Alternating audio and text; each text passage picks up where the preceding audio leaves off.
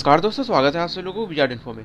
दोस्तों आज की वीडियो काफ़ी खास होने वाली है। इसमें हम लोग बात करने वाले यूक्रेन और रसिया के बीच में चलने वाली टेंशन के बारे में, और इन दोनों देशों में सबसे ज़्यादा कौन ताकतवर है इसके बारे में बात करेंगे। और दोस्तों आपको बता दें कि यूक्रेन के पास कभी 5000 से ज़्यादा परमाणु बम हुआ करते थे, मगर आखिर क्या हुआ कि सभी परमाणु बमों को यूक्रेन ने त्याग दिया। इसके बारे में डिटेल में समझने वाले हैं। वीडियो काफ़ी इंटरेस्टिंग होने वाले, तो अंत तक बने रहिएगा। तो बिना वक्त गवाए चलिए दोस्तों वीडियो को शुरू करते हैं और सब कुछ डिटेल में समझते हैं। वैसे तो आप सभी लोग पता होगा कि यूक्रेन कभी रूस का ही एक भाग होता था। यह बात है 1991 की, जब यूएसएसआर होता था, और उस वक्त यूक्रेन समेत कई सारे देश रसिया का ही पार्ट हुआ करते थे और उनको यूएसएसआर कहा जाता था। उसके बाद 1991 में यूएसएसआर के टूटने के बाद यूक्रेन एक अलग देश बना, जिसके बाद यदि हम लोग इस वक्त यानी कि 2022 में इसके पॉपुलेशन की बात करें तो यूक्रेन की पॉपुलेशन है लगभग 4 करोड़, जबकि रसिया का टोटल पॉपुलेशन है लगभग 14 करोड़। वहीं एरिया की बात करें तो जो यूक्रेन है वो काफ़ी छोटा है, जबकि रसिया दुनिया का सबसे बड़ा देश है। और वहीं हम लोग मिलिट्री बजट की बात करें तो जो यूक्रेन है उसका 5.4 बिलियन डॉलर है पर ईयर का, और वहीं रसिया का 61.7 बिलियन डॉलर है पर ईयर का। अब बात उठती है आखिर रसिया जो है वो यूक्रेन पर हमला करके कब्जा क्यों करना चाहता है। तो बात बिल्कुल साफ है, यूक्रेन जो है वो यूएसएसआर के टूटने के बाद रसिया की तरफ न आकर के वो यूरोप और नाटो की तरफ काफ़ी ज़्यादा उसका लगाव बढ़ता गया, जिसके कारण जो अब बात निकल कर सामने आ रही है कि नाटो के जो सदस्य देश है वो यूक्रेन को अपने में मिलाना चाहते हैं, यानी कि नाटो का ही सदस्य बनाना चाहते हैं। अब रूस इसका विरोध कर रहा है। रूस कह रहा है कि यदि यूक्रेन जो है वो रूस से लगती हुई सीमा पर बसा हुआ देश है, यदि जो यूक्रेन है वो नाटो में शामिल हो जाता है तो जो नाटो की सेना होगी उसकी पहुंच रसिया की सीमा तक हो जाएगी। दोस्तों आपको बता दें कि अभी भी कोई भी नाटो का देश ऐसा नहीं है जो कि रूस के सीमा के नज़दीक है, और रूस जो है वो नाटो की सेनाओं से पूरी तरीके से अलग है, और बगल बगल में कई सारे देश हैं मगर नाटो का एक भी देश नहीं है। अब रूस चाहता है कि नाटो का जो देश है वो उसके सीमा से लगती हुई सीमा पे ना आ जाए, इसीलिए यूक्रेन पर हमला की चेतावनी दे रहा है। रूस भी समझता है यदि नाटो की सेनाओं का उसकी सीमा के नज़दीक में यदि कोई देश बन जाता है तो अमेरिका सहित ब्रिटेन और फ्रांस और यूरोपीय देश भी रूस की सीमा के नज़दीक आ सकते हैं। इसके कारण रूस की जो अखंडता है उस पर खतरा उत्पन्न हो सकता है। यही कारण है कि जो रूस है वो यूक्रेन पर हमले की चेतावनी दे रहा है। अब दोस्तों बात करते हैं हम लोग इसके जो मैन पावर यानी कि मिलिट्री फोर्सेस के बारे में। तो वहीं एक्टिव मिलिट्री पर्सनल के बारे में बात करें तो यूक्रेन के पास लगभग 2,50,000 है, जबकि रूस के पास 11 लाख फौजी हैं। और रिजर्व की बात करें तो जो यूक्रेन उसके पास लगभग 10 लाख की संख्या में है, जबकि रूस के पास 20 लाख की संख्या में है। अब बात करते हैं हम लोग इसके लैंड फोर्सेस की। तो टैंकों के मामले में यूक्रेन के पास 2000 के लगभग टैंक है, जबकि रसिया के पास 12,000। वहीं आर्मर फाइटिंग व्हीकल की बात करें तो यूक्रेन के पास लगभग 7,000 की संख्या में है, वहीं रूस के पास 26,000 है। और आर्टिलरी की बात करें तो यूक्रेन के पास 3,700 है, जबकि रसिया के पास 18,900 की संख्या में है। वहीं सेल्फ प्रोपेल्ड आर्टिलरी के बारे में बात करें तो यूक्रेन के पास 1,000 की संख्या में है, जबकि रसिया के पास 6,500 है। और वहीं रॉकेट आर्टिलरी की बात करें तो यूक्रेन के पास 630 है, जबकि रसिया के पास 4,300।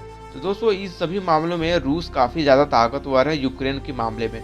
मगर अब बात उठती है यदि यूक्रेन नाटो का सदस्य बन जाएगा तो उसकी ताकत रसिया से काफ़ी गुना बढ़ सकती है, क्योंकि नाटो में यदि कोई भी देश सदस्य बन जाता है तो उस पर हमला होना यानी कि नाटो पर हमला होना, इसके कारण नाटो के सभी देश रूस पर हमला कर सकते हैं। और आने वाले समय में ऐसा होगा तो एक बहुत ही भयानक युद्ध शुरू हो सकता है, और इसका रिजल्ट जो है वो तृतीय विश्व युद्ध भी ले सकता है, क्योंकि चाइना भी पहले ही बोल चुका है कि वह रूस का साथ देगा, और बाकी नॉर्थ कोरिया के सारे देश भी रूस का ही साथ देने के लिए जा सकते हैं। इसके कारण एक तृतीय विश्व युद्ध भी शुरू हो सकता है। फिलहाल हम लोग बात करते हैं यूक्रेन और रसिया के बारे में इस वक्त मिलिट्री कंपेरिजन में। वहीं हम लोग एयरफोर्स की बात करें तो जो टोटल एयरक्राफ्ट की संख्या यूक्रेन के पास 326 है, जबकि रसिया के पास 5,500 है। और फाइटर जेट की बात करें यानी कि अटैक, तो जो यूक्रेन है उसके पास 29 की संख्या में, जबकि रसिया के पास 880। और हेलीकॉप्टर की संख्या की बात करें तो यूक्रेन के पास 129 की संख्या में है, जबकि रसिया के पास 1700 की संख्या में है। और ड्रोन की बात करें यानी कॉम्बैट ड्रोन, तो यूक्रेन के पास 12 की संख्या में है, जबकि रसिया के पास 30 की संख्या में है। और वहीं हम लोग नेवी की बात करें तो जो यूक्रेन के पास टोटल नेवल शिप हैं वो है 63 की संख्या में, जबकि रसिया के पास 664।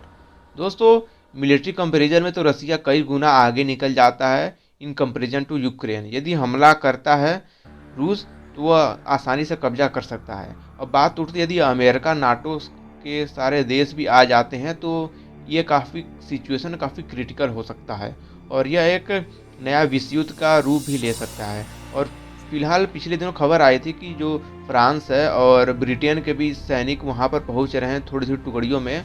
और पिछले दिनों ये भी खबर आई थी कि ब्रिटेन ने जो रॉकेट लॉन्चर होते हैं कंधों से दागने वाली मिसाइल उसको भी भेज रहा है यूक्रेन पर, ताकि जो आने वाले खतरे को टाला जा सके और रूस का सामना किया जा सके। जब सोवियत संघ था तो यूक्रेन सोवियत यानी कि यूएसएसआर का प्रमुख देश हुआ करता था और कई सारे भारी भरकम हथियार जो यूएसएसआर का वो यूक्रेन में ही तैनात रहता था ताकि पश्चिम और यूरोपीय देशों को काउंटर किया जा सके।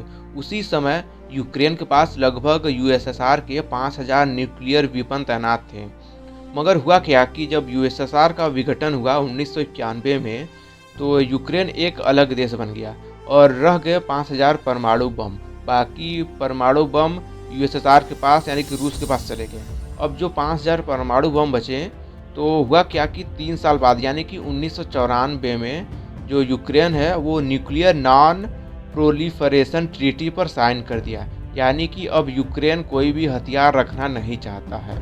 और 1996 तक जितने भी वारहेड थे उसको रूस भेज दिया गया और वहाँ पर जाकर के सभी परमाणु हथियारों को रूस ने ले लिया और उसको डिसमेंटल कर दिया।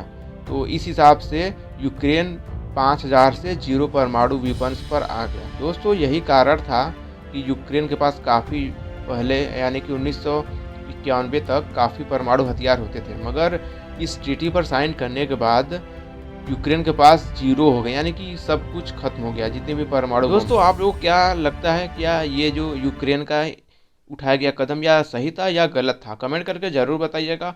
और यदि आप लोग चैनल पर नए अभी तक सब्सक्राइब नहीं किए तो चैनल को सब्सक्राइब करें और ज़्यादा से ज़्यादा वीडियो को शेयर करें। मिलते हैं दोस्तों अगले वीडियो में किसी ऐसे ही नए इंटरेस्टिंग टॉपिक के साथ।